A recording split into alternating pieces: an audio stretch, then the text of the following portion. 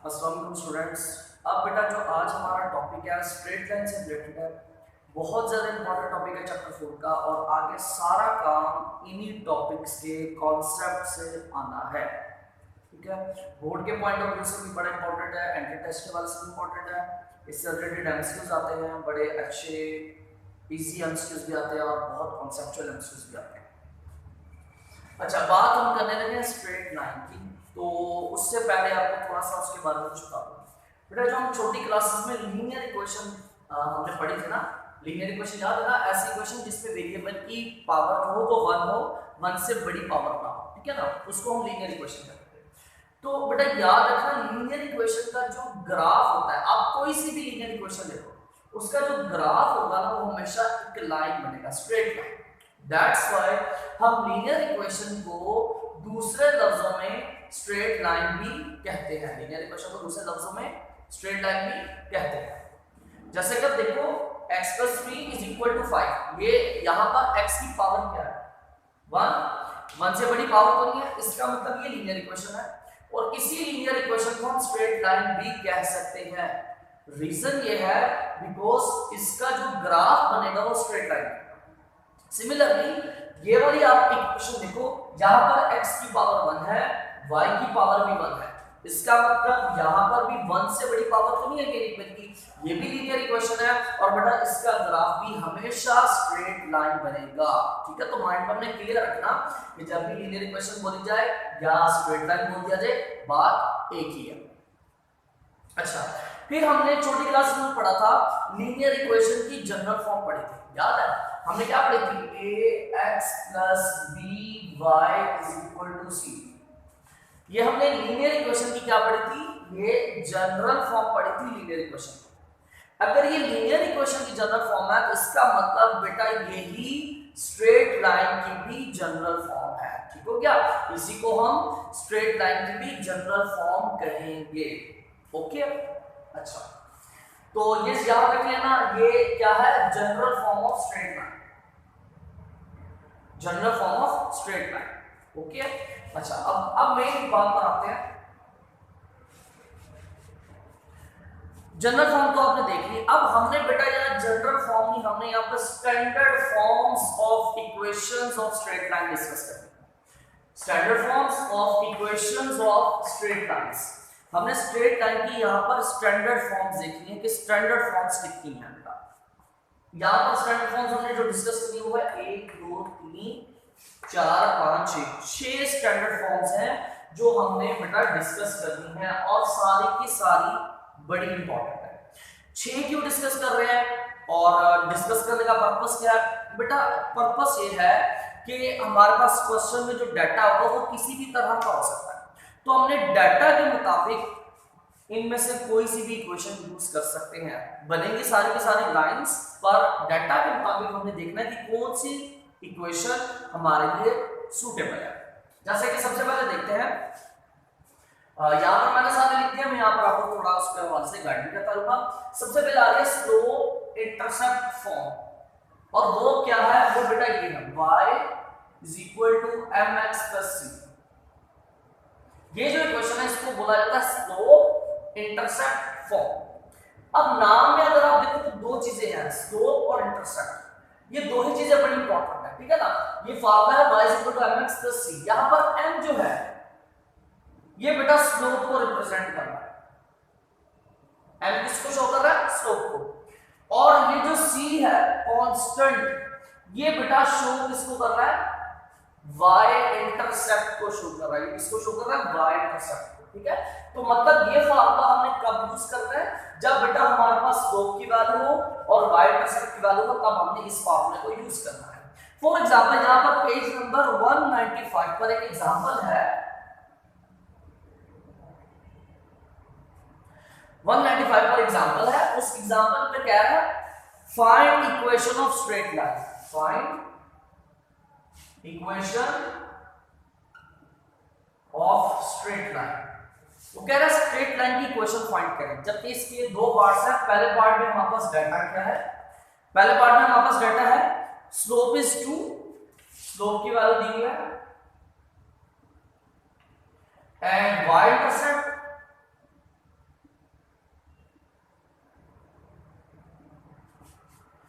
y intercept की value दी हुई है 5, ठीक है। अब हमने क्या कह रहा है, find equation of straight line, straight line की इक्वेशन फाइंड करनी है। अब उसके पार्ट 1 में डाटा क्या दिया हमें स्लोप की वैल्यू दे दी 2 और y इंटरसेप्ट की वैल्यू दे दी 5, तो बड़ा आसान सा काम हो गया। ये स्लोप की वैल्यू है मतलब ये m है, ये y इंटरसेप्ट है मतलब ये c है, ठीक है। ये c किसको शो करता है, y इंटरसेप्ट को। तो अब ये m और c की वैल्यू यहां पुट कर देंगे तो वापस लाइन आ जाएगी, क्या आएगा y mx c, y m की वैल्यू क्या है 2, c की वैल्यू क्या है 5, ये आंसर आ गया, ठीक है। तो ये लीनियर इक्वेशन है ना, तो इसका अगर आप स्ट्रेट लाइन होगा तो स्ट्रेट लाइन की हमने इक्वेशन फाइंड कर दी, क्लियर है। तो बेटा काफी सारे फॉर्मूलाज है 6, हमने कौन सा यूज करना है डिपेंड करता है डाटा क्या है हमारे पास, ठीक है। अच्छा थोड़ा सा मैं आपको ग्राफिकली भी बता दूं कि y = x + 5, ये 5 क्या है, c की जगह पर 5 आएगा, 5 क्या है y इंटरसेप्ट है। y इंटरसेप्ट किसको शो करता है, ये जरा थोड़ा सा देखो।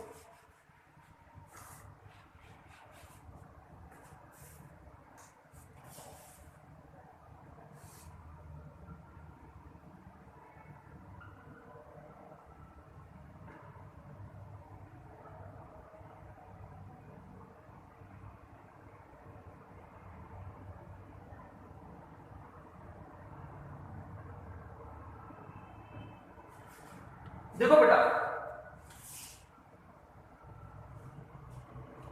अब ये इसका अगर आपको स्ट्रेट लाइन होगा, लाइन मैं अंदाजे से बना रहा हूं, देखिए यहां पर y इंटरसेप्ट 5 है, इसका मतलब वो जो लाइन होगी वो कुछ इस तरह की लाइन होगी।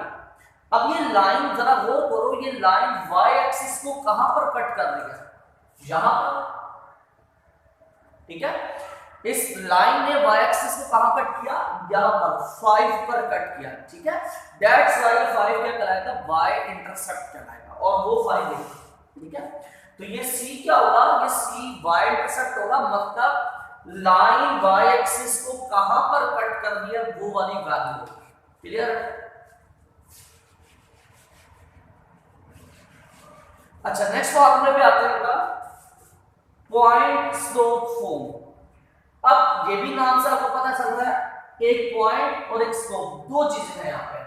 आपको बेटा अगर कहा जाए find equation of line, line find करें, हमने लाइन फाइंड करनी है, लाइन की इक्वेशन, और डाटा में अगर आपको ये दो चीजें दे दी जाए, पॉइंट दे दिया जाए और स्लोप दे दी जाए, मसलन मुझसे कोई हम एक एग्जांपल बना लेते हैं। लेट्स सपोज कोई हमारे पास एक पॉइंट है 2,3 और स्लोप है हमारे पास लेट्स सपोज -5, ठीक है। स्लोप हमारे पास -5 हमारे पास है 5, खुद से कोई भी डाटा देना, ठीक है।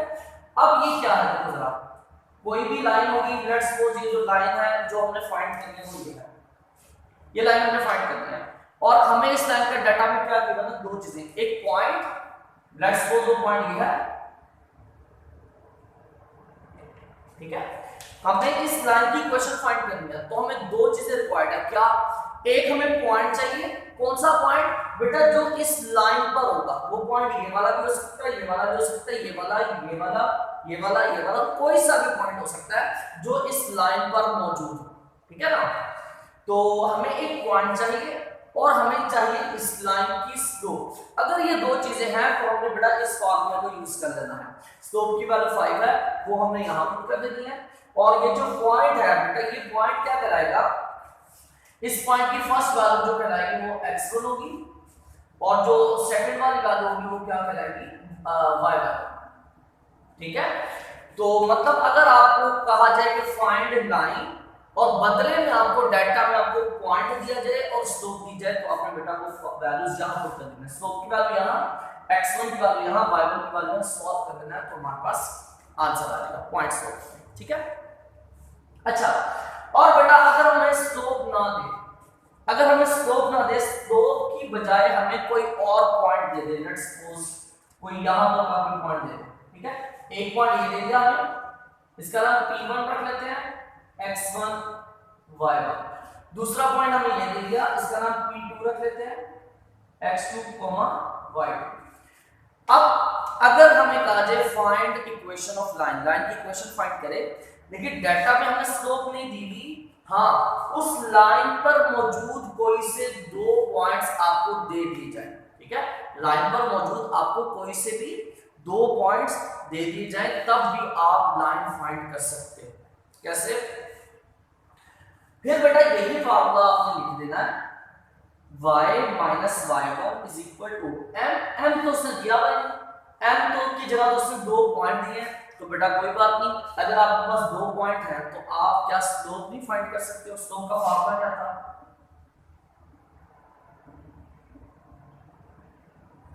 यही फार्मूला था ना। तो मतलब अगर स्लोप नहीं भी दी कोई बात नहीं, दो पॉइंट तो है ना, तो आप m की जगह पर ये लिख सकते हो ना y2 माइनस y1 और x2 माइनस x1। तो यही यहां पर मैं कर रहा हूं, क्या इस स्लोप m की जगह पर हमने क्या लिख देना है, y2 minus y1 over x2 minus x1। तो ये फार्मूला आपने यूज कब करना है? To point form. इस फार्मूले को बोला जाएगा टू पॉइंट फॉर्म। मतलब जब आपको दो पॉइंट्स दिए जाए और कहा जाए इक्वेशन फाइंड करें, तब आपने इस फार्मूले को यूज करना है, ठीक है। एक ये फार्मूला हो गया, ये कब यूज करना है? जब आपको स्लोप और एक पॉइंट दिया जाए। इसको कब यूज करना है? जब आपको दो पॉइंट्स दे दिए जाए, स्लोप ना दी जाए, तब आपने इसको यूज करना है। अब यहाँ पर कुछ परेशान हो जाते हैं बच्चे के साथ, यहाँ पर हमें y1 और x1 ही रखना है, तो पहला पॉइंट इसको बोलेंगे, इसको बोलेंगे या इसको बोलेंगे, बेटा जिस मर्जी को बोल दो, कोई टेंशन नहीं है। आप इधर y1 x1 लिखो या फिर आप y2 x2 लिखो, दोनों तरह से ठीक है, वो गलत नहीं है। क्लियर है सबको? अच्छा ठीक है, ये दोनों ही बहुत इंपॉर्टेंट है, ये तीनों, slope intercept form, point slope form और टू पॉइंट फॉर्म, ये बहुत ज्यादा इंपॉर्टेंट है, जो ज्यादातर यूज होते हैं। जरा ये टू पॉइंट फॉर्म से रिलेटेड एक एग्जांपल देख लेते हैं। पेज नंबर 197 पर एग्जांपल है, ठीक है। और इस एग्जांपल में क्या कह रहा है? Find equation of line, find equation of line through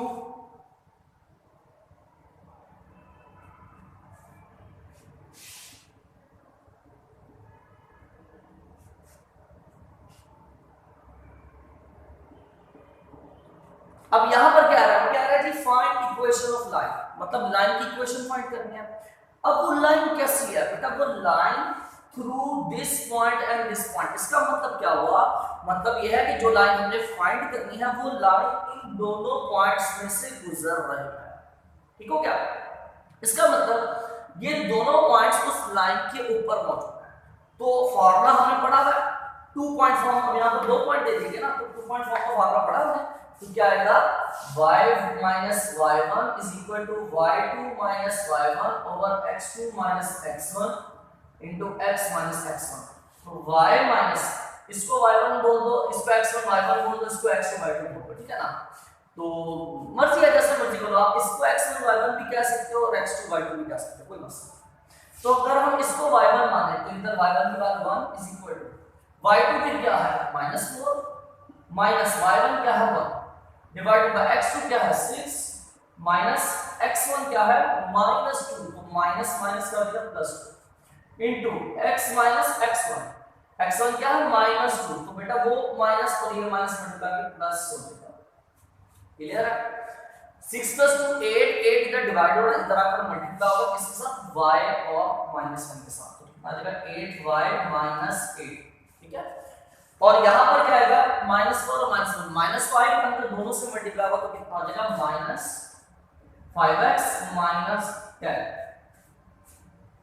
5x minus के इधर का प्लस हो जाएगा, 8y माइनस का 10, ये 8 माइनस का तो जाकर प्लस हो जाएगा। तो बेटा ये क्या आ जाएगा? -10 प्लस 8 कितना आएगा? -2। तो बेटा अगेन हमारे पास इक्वेशन आ गई स्ट्रेट लाइन की, ठीक है क्या? लीनियर इक्वेशन है ना, x की पावर 1 y की पावर 1, तो स्ट्रेट लाइन की इक्वेशन आ गई। और किसकी मदद से? इन दो पॉइंट्स की मदद से, ठीक है ना। मतलब अगर हमें जो लाइन हमने फाइंड करनी है, अगर उस लाइन की स्लोप या y इंटरसेप्ट, स्लोप और y इंटरसेप्ट दे दिया जाए, तब इसकी मदद से लाइन आ जाएगी। अगर हमें उस लाइन की स्लोप या और एक पॉइंट दे दिया जाए, स्लोप दे दी जाए और एक पॉइंट दे दिया जाए, तो इस फॉर्मूले की मदद से लाइन फाइंड कर लेंगे हम, या फिर अगर उस लाइन के 2 पॉइंट्स दे दिए जाए तब हम इस फॉर्मूले की मदद से लाइन फाइंड कर लेंगे। नेक्स्ट क्या है हमारे पास,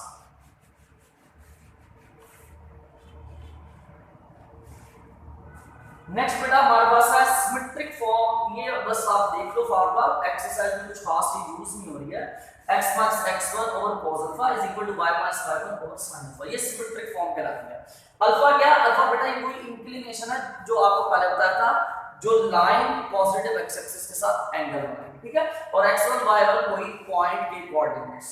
अच्छा, इंटरसेप्ट फॉर्म, अच्छा इन दोनों को मिक्स नहीं करना, यहां पर था स्लोप इंटरसेप्ट फॉर्म, यहां पर है इंटरसेप्ट फॉर्म, ठीक है। अब स्लोप इंटरसेप्ट फॉर्म में जो c था वो था y इंटरसेप्ट, लेकिन यहां पर x इंटरसेप्ट नहीं है, c x इंटरसेप्ट नहीं y इंटरसेप्ट को शो कर रहा है।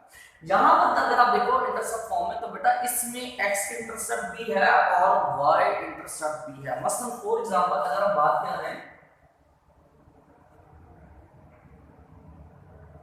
एक लाइन है जो हमने फाइंड करनी, लेट्स सपोज वो ये लाइन है, ठीक है।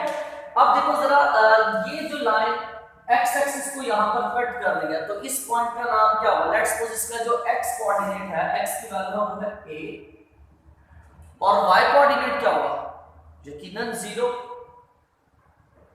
क्यों, क्योंकि पॉइंट बेटा x एक्सिस पर है ना, तो आपको पता तो है कि x एक्सिस पे तमाम y कोऑर्डिनेट्स क्या होते हैं 0, y की वैल्यू क्या होती है 0, x एक्सिस पे y की वैल्यू होती है 0। अच्छा, इसी तरह से अगर इस पॉइंट की बात की जाए, ये पॉइंट y एक्सिस पर है, तो इसका जो y कोऑर्डिनेट होगा लेट्स सपोज वो b है और x कोऑर्डिनेट इसका 0 होगा, क्योंकि y एक्सिस पे जो पॉइंट होता है, y एक्सिस पर याद रखना, y एक्सिस पर x 0 होता है और x एक्सिस पर y 0 होता है, ठीक है ना। तो इस पॉइंट पर x 0 है, इस पॉइंट पर y 0 है, ठीक है।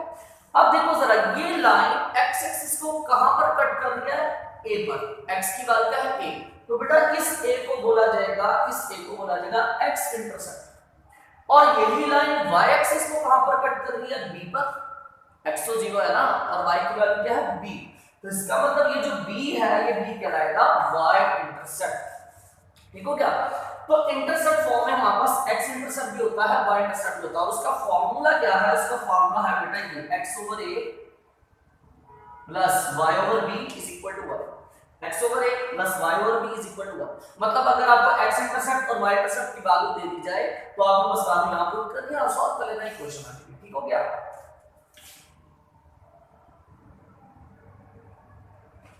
तो नेक्स्ट हमारे पास क्या है, ये बेटा एग्जांपल 6 है पेज नंबर 198 पे, और ये आपके एएलबी में भी शामिल है। क्या है, write down an equation of the line, line की इक्वेशन लिखनी है हमने, ठीक है ना, मतलब लाइन की इक्वेशन फाइंड करनी है।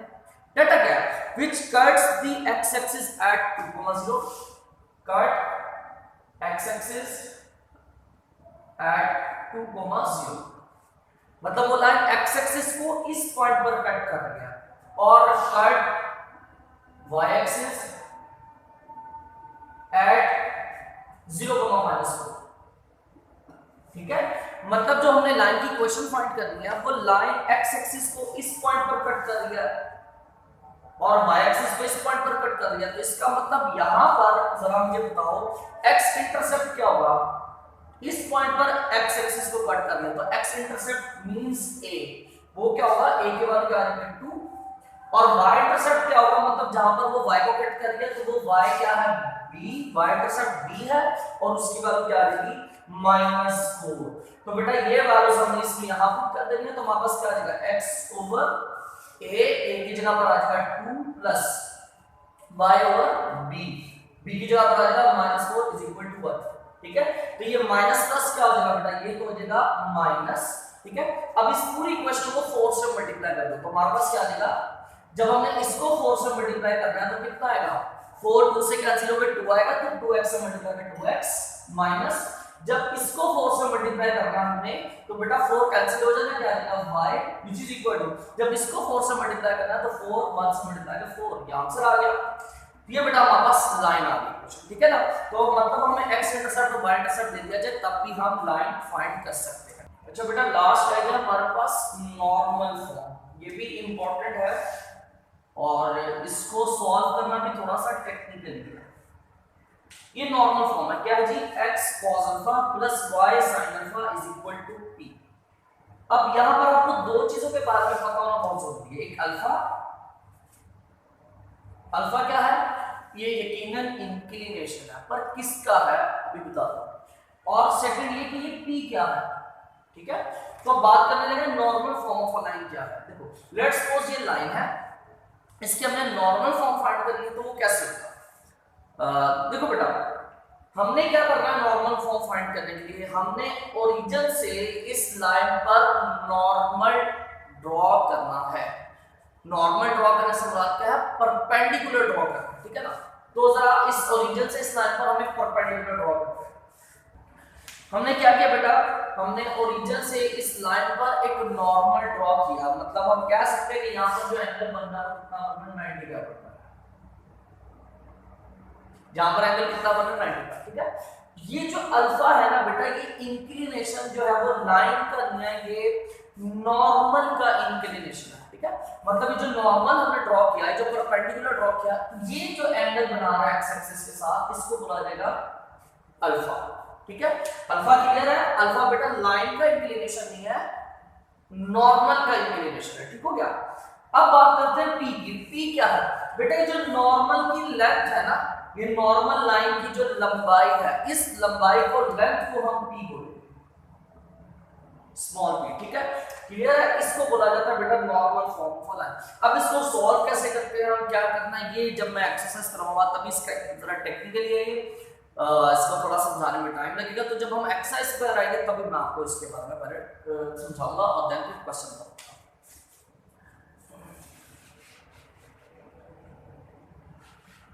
तो बेटा ये 6 फॉर्म्स हैं, ये बहुत जरूरी है, आपने याद रखनी है। और ये कौन सा फार्मूला हमने कब यूज करना है, डिपेंड करता है डाटा पर। और समटाइम डाटा बड़ा घुमा फिरा कर से दिया होता है, हमने उसको समझना है कि वो क्या कह रहा है। समटाइम क्वेश्चन ऐसा भी आएगा कि एक लाइन की इक्वेशन हमने फाइंड करनी है और बदले में हमें 4-4 लाइंस भी दी जाएगी। 4 लाइंस की मदद से हमने एक लाइन की इक्वेशन फाइंड करनी है। तो बड़ा घुमा फिरा के भी क्वेश्चन है ये, अगर आप थोड़ा सा फोकस करेंगे, तसल्ली से इसको ध्यान से समझेंगे तो क्वेश्चन इजी हो जाएगी। कैलकुलेशन मुश्किल नहीं है, उनके कॉन्सेप्ट को समझना जरूरी है। अब जरा एक्सरसाइज पर आते हैं, एक्सरसाइज 4.3 पर। क्वेश्चन नंबर 6 तक तो हमने डिस्कस कर लिया है, अब फिर हम आगे रिमेनिंग क्वेश्चंस पर आते हैं।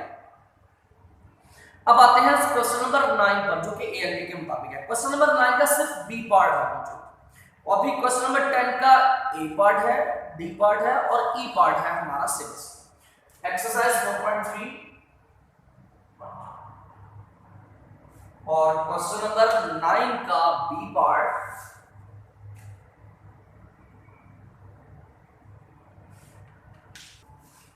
ये बेटा क्वेश्चन नंबर 9 का बी पार्ट है। क्या है find equation of vertical line. हमने वर्टिकल लाइन की इक्वेशन फाइंड करनी है थ्रू -5,3। मतलब वो जो वर्टिकल लाइन है बेटा, वो इस पॉइंट में से गुजर रही है। अब आपको एक पॉइंट दे दिया, तो कौन सा फार्मूला सूटेबल है, यकीनन पॉइंट स्लोप वाला फार्मूला, क्योंकि पॉइंट हमें गिवन है, लेकिन एक मसला है, स्लोप तो है नहीं गिवन। ओके, स्लोप बेटा हमें गिवन है, लेकिन सीधा लफ्जों पर घुमा कर देखो जरा,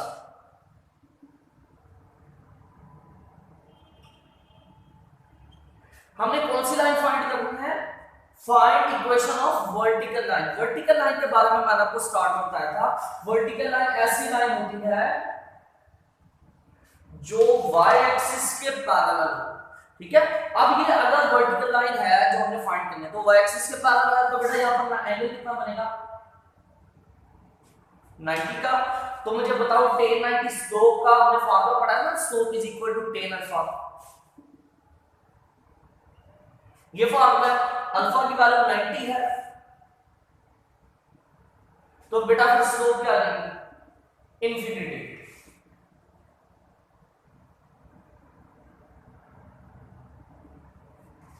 स्लोप क्या आ जाएगी, इंफिनिटी, ठीक है ना। तो ऐसे याद है स्लोप। अब इंफिनिटी को हम ऐसे भी लिख सकते हैं 1/0, लिख सकते हैं ना, क्योंकि किसी भी वैल्यू को 0 से डिवाइड करेंगे तो वो इंफिनिटी ही आ जाएगा। या फिर आप ऐसे कर लो tan 90 को हम लिख सकते हैं sin 90 ओवर cos 90। sin 90 की वैल्यू 1 होगी और cos 90 की वैल्यू 0 होगी। तो मतलब स्लोप आपको गिवन है इंफिनिटी। तो सॉल्व करते हैं जरा।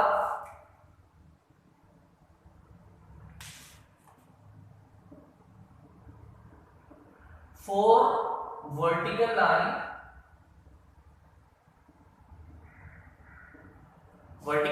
alpha is 90, अल्फा 90 डिग्री होगा, तो हमारे पास स्लोप क्या आएगी? स्लोप आएगी tan अल्फा, और tan अल्फा को हम ऐसे भी लिख सकते हैं, अल्फा की जगह क्या आ जाएगा 90, ठीक है। और tan 90 को हम ऐसे भी रेशियो की फॉर्म में लिख सकते हैं sin 90 ओवर cos 90, ऐसे लिख सकते हैं। तो बेटा sin 90 की वैल्यू क्या होती है 1, cos 90 की वैल्यू क्या होती है 0। तो ये हमारे पास m का आंसर आ गया। स्लोप क्या मिली हमें 1/0, जो कि इंफिनिटी होता है। तो बेटा स्लोप भी है और पॉइंट भी है, तो हम पॉइंट स्लोप वाला फॉर्मूला यूज करते हैं। वी नो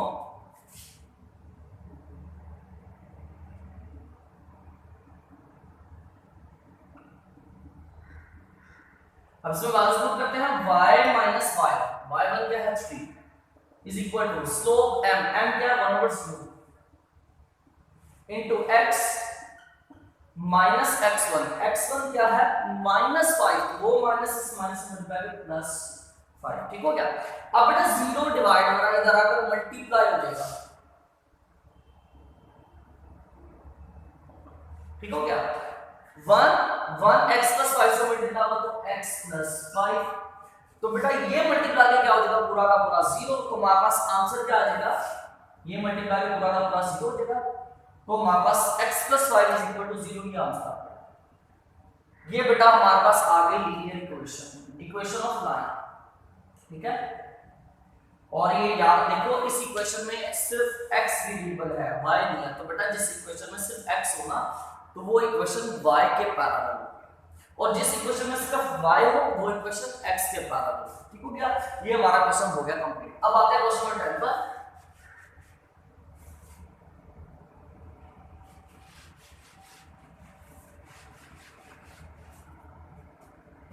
क्वेश्चन नंबर 10 में क्या कर रहा है, उसकी बात करते हैं। 10 का कर लेते हैं ए पार्ट। अब उसमें आसान सी चीजें हैं।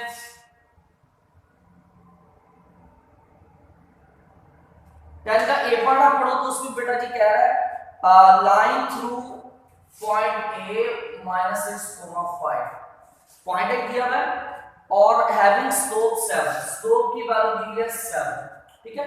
तो अगेन आपको पॉइंट भी दिया हुआ, स्लोप भी दिया हुआ है, तो पॉइंट स्लोप फॉर्म यूज कर लिया और इक्वेशन फाइंड कर लेंगे, ठीक है। तो आते हैं जरा डी पार्ट।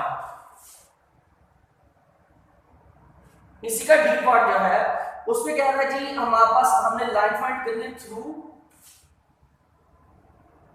हमें 2 पॉइंट्स दिए गए हैं, एक पॉइंट दिया हुआ -5 -3 और दूसरा पॉइंट दिया हुआ है 9 -7। अब बेटा 2 पॉइंट्स दिए हैं, हमने लाइन फाइंड करनी है जो इन 2 पॉइंट्स में से गुजर रही है। तो यहां पर अभी आपको एग्जांपल भी दिखाई, 2 पॉइंट फॉर्म आप यूज कर लेंगे, इसमें वैल्यूज पुट कर देंगे। फार्मूला क्या है y y1 y2 y1 x2 x1 x x1। y y1 हम क्या देते हैं ये -3 को, तो -3 इस माइनस से मल्टीप्लाई करके +3 इज इक्वल टू y2 क्या हमारे पास -1, इसमें से माइनस करना है y1 और y1 क्या है -3, तो minus minus +3 divided by x2 9 minus x1 क्या -5, तो minus minus +5 into x minus x1 क्या है -5, तो माइनस माइनस +5, ओके। तो 9 + 5 कितना हो जाएगा 14 हो जाएगा, 14 इधर डिवाइड होकर इधर आकर मल्टीप्लाई हो जाएगा इन दोनों के साथ, तो कितना आएगा 14 y + 14 को 3 से करें तो कितना आएगा 32 42,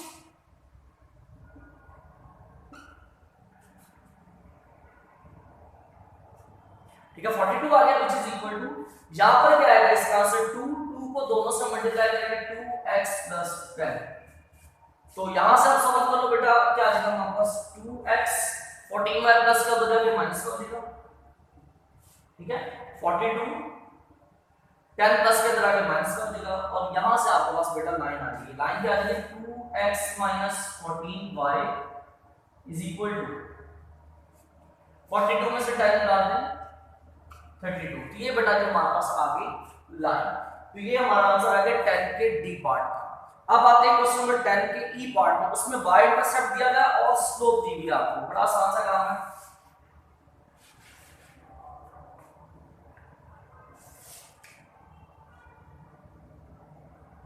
y इंटरसेप्ट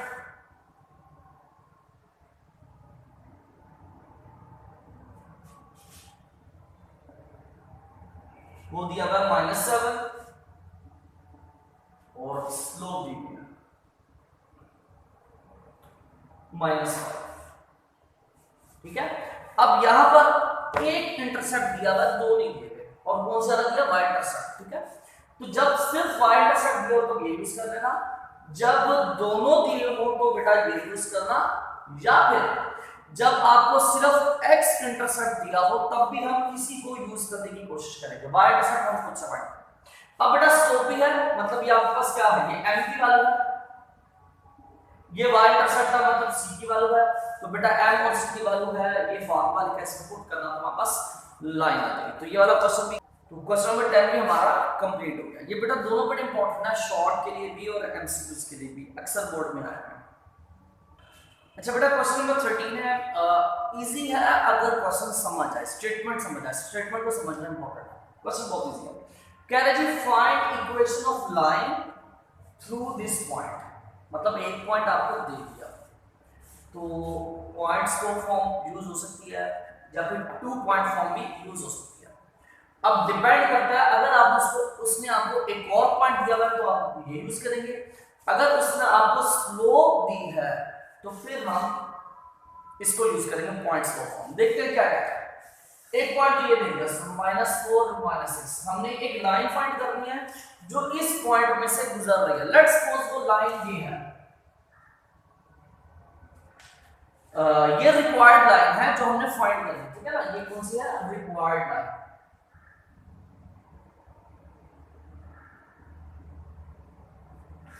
तो वो जो कह रहा है फाइंड इक्वेशन ऑफ लाइन, वो जो कह रहा है लाइन की इक्वेशन फाइंड करें, तो लेट्स सपोज कि वो जो जिस लाइन की हमने इक्वेशन फाइंड करनी है वो ये लाइन, ठीक है, ये रिक्वायर्ड लाइन है जिसकी हमने इक्वेशन फाइंड करनी है, और ये लाइन बेटा इस पॉइंट में से गुजर रही है, ठीक है ना, ये पॉइंट लेट्स सपोज, ठीक है, तो ये लाइन जो है इस पॉइंट में से गुजर रही है, मैंने एक जनरल वैसे बना दिया आपको समझाने के लिए। अच्छा अब देखते हैं और क्या गिवन है, हमें कुछ और भी चाहिए, खाली एक पॉइंट से हम लाइन फाइंड कर सकते हैं, और आगे क्या गिवन है, एंड मतलब कुछ और भी कह रहा है, परपेंडिकुलर, परपेंडिकुलर है कौन, ये लाइन जो हमने फाइंड करनी है ना उसके बारे में बोलता है, ये जो लाइन हमने फाइंड करनी है ये लाइन परपेंडिकुलर है टू आर लाइन, मतलब ये जो रिक्वायर्ड लाइन है जो हमने फाइंड करनी है ये परपेंडिकुलर है आर लाइन किसी एक लाइन पर। लेट्स सपोज ये वाली जो लाइन है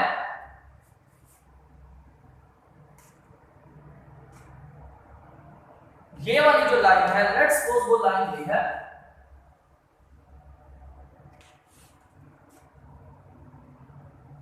ठीक है, देखो ना यहां पर दो लाइंस का जिक्र है, एक लाइन ये है जो हमने फाइंड करनी है, एक अनदर लाइन है ये है, इन दोनों के दरमियान रिलेशन क्या है, ये जो रिक्वायर्ड लाइन है ये परपेंडिकुलर है इस पर, ठीक है ना, मतलब ये रिक्वायर्ड लाइन परपेंडिकुलर है किस पर, इस पर, क्लियर है, ओके।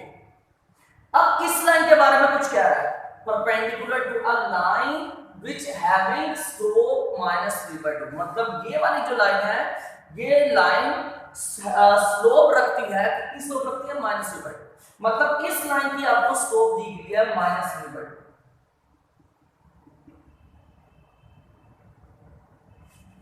ठीक है।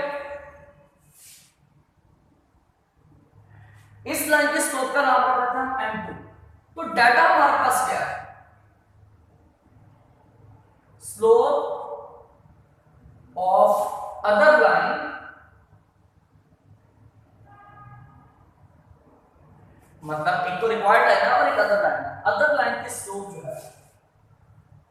स्लोप ऑफ अदर लाइन, और वो क्या है m2, उसका नाम क्या रखा है m2, और उसके बाद क्या है -3/2। क्लियर है? तो ये जो अदर लाइन है, इस अदर लाइन की स्लोप हमें गिवन है। सपोज करते हैं slope of required line,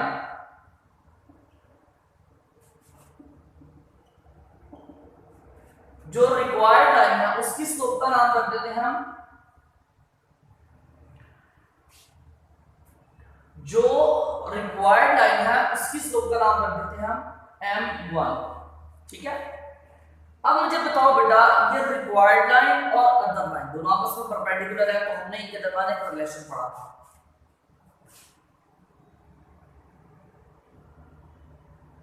as required line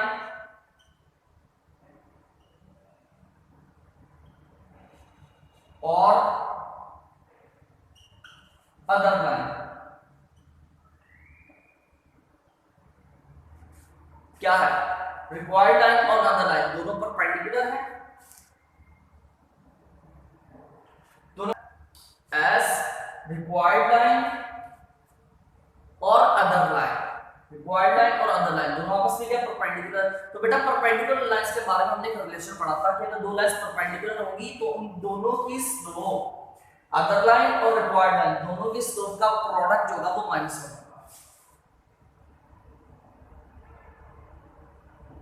हमने रिलेशन पढ़ा था। ठीक है? m2 की तो वैल्यू है हमारे पास -2/2, वो पुट करते हैं।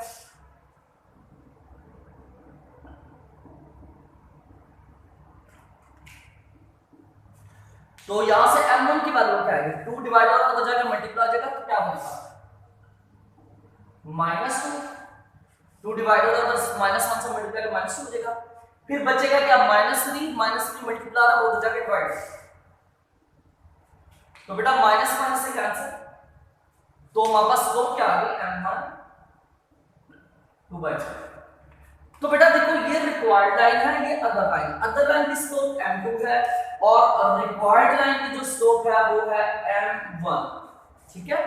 और हमने अभी अभी रिक्वायर्ड लाइन की स्लोप फाइंड कर ली। स्लोप आ गई हमारे पास किसकी? रिक्वायर्ड लाइन की। ठीक है?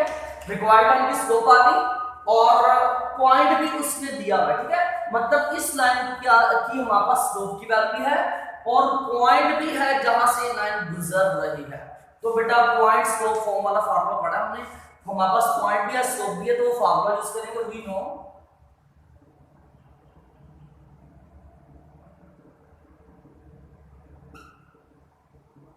y माइनस y1 क्या है? -6, तो -6 इज इक्वल टू m किसकी स्लोप है? इस रिक्वायर्ड लाइन की। तो रिक्वायर्ड लाइन की स्लोप का नाम रखा हुआ है m1, यहां पर भी हम m1 लिखेंगे। तो m1 की वैल्यू क्या है? 2/3, साथ में आ जाएगा x माइनस x1, x1 की वैल्यू क्या है? -4, तो कितना आ जाएगा? -4।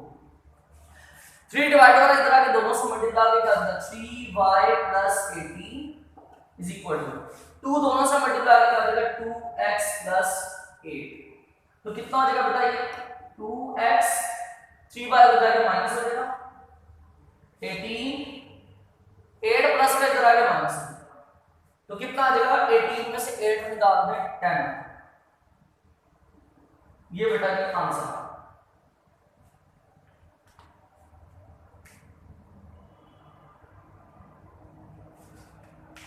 ठीक है? ये डायग्राम बनाना जरूरी है, सिर्फ आपको समझाने के लिए बनाई है और पेपर में भी जरूरी है बनाना, पर एक क्वेश्चन आपको समझ आना चाहिए, बहुत जरूरी है, क्योंकि ऐसे बहुत सारे क्वेश्चन आएंगे।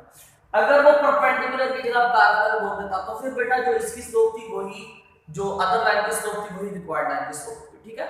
तो इस तरह के कई सारे क्वेश्चन हमारे हैं इस एक्सरसाइज में, इस चैप्टर में। ठीक है?